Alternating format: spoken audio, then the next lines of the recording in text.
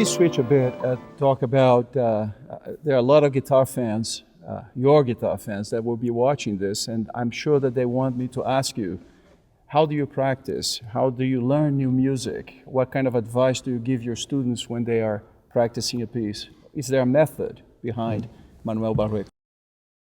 I want to go back to the Segovia thing just for 1 second.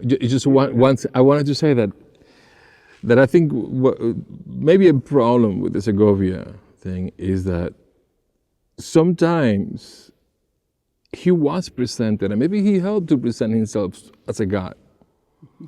So when you compare him with a god, he falls short. I mean, but when you compare with humans, it's amazing what he did. I was thinking about practicing, how the way in which I practice keeps changing. You know, the goals are the same, but the ways in which I practice, it keeps changing. And the way I'm practicing now, it's a little bit different than it was before. The goals are the same, which is basically, you have to understand mentally what you're doing.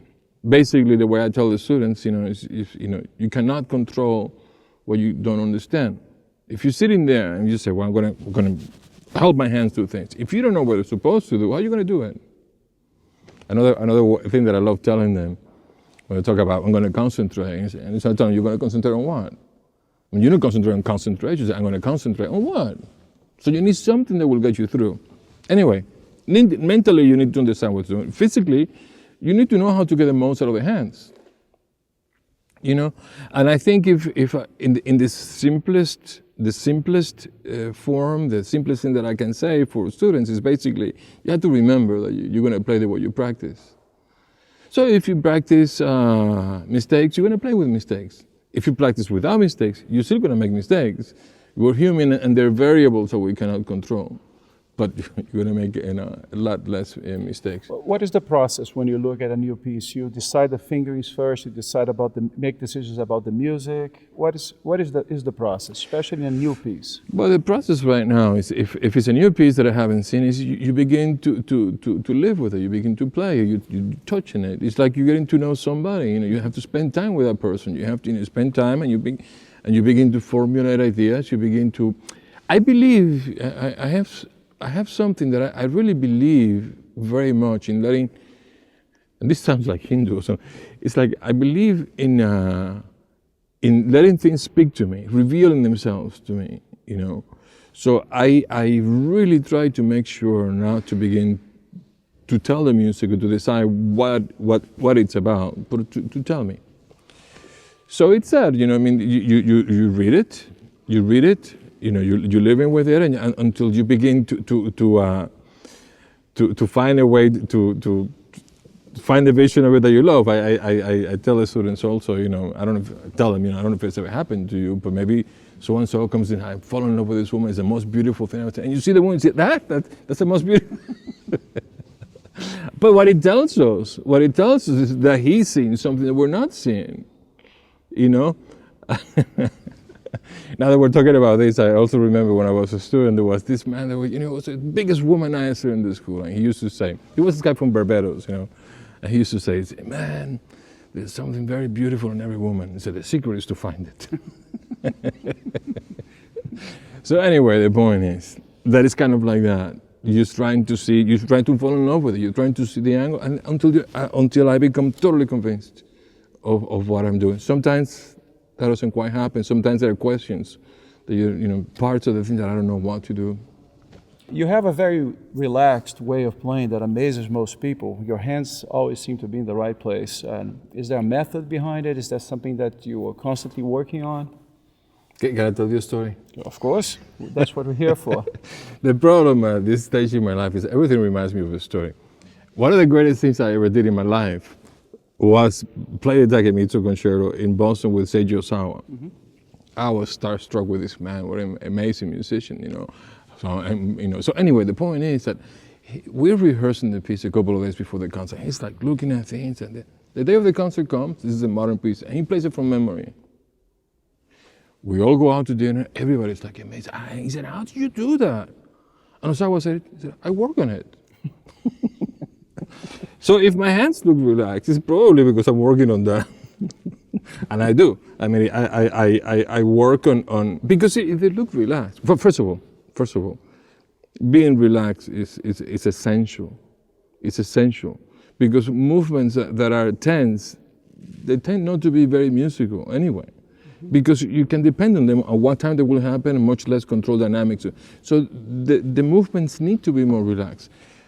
And I'm also always looking to see how I can make the passage as easy as possible for myself. Why? Because then it feels easier.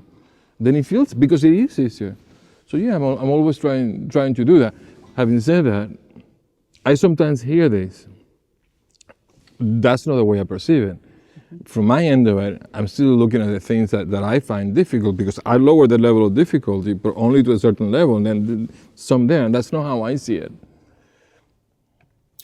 Let's talk about repertoire a bit. How do you choose your repertoire these days? And a question that many people ask me to ask you, why didn't you record more Renaissance pieces, or why don't you include more Dowlands, for example, in your programs?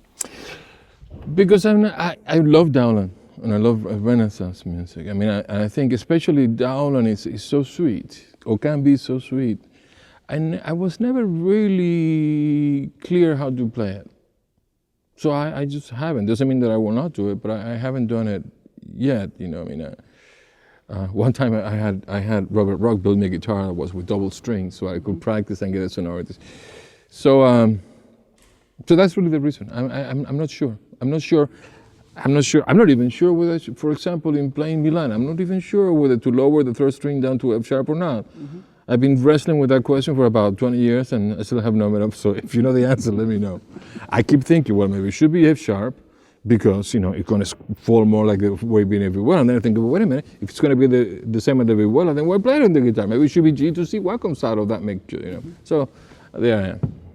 How about the repertoire? How do you define what you're going to play? Well, what I think of the repertoire is that it's really important to try, for me, to try to find a repertoire that will reach a wide number of people. But my people, my audience, I mean, I don't believe, you know, like in going out and play cha-cha-cha or something and just become more and more popular, you know. I mean, they might as well play popular music. And if I'm going to listen to popular music, I'll go to a really good popular player, not a classical player playing, you know, popular music badly, you know. What's the point, you know? So I think if I can make a criticism, you know, but I say this constructive, you know, I mean, I love the guitar world and I, you know, and I think guitarists overall, I mean, I think really dedicated bunch, but sometimes we're playing music that is only geared towards other guitarists. Mm-hmm. And really nobody else gives a crap about it. So, you know, so I think what I try to find is repertoire music that a guitarist would like, but also just a regular music lover. And I should not have said the widest. That really misrepresent, because that could mean like I'm trying to reach everybody on the street. That's not what I'm trying to do. I am trying to reach the music lovers, you know.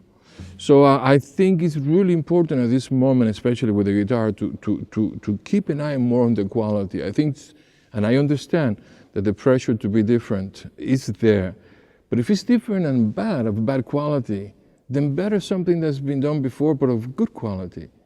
This is the way I see it.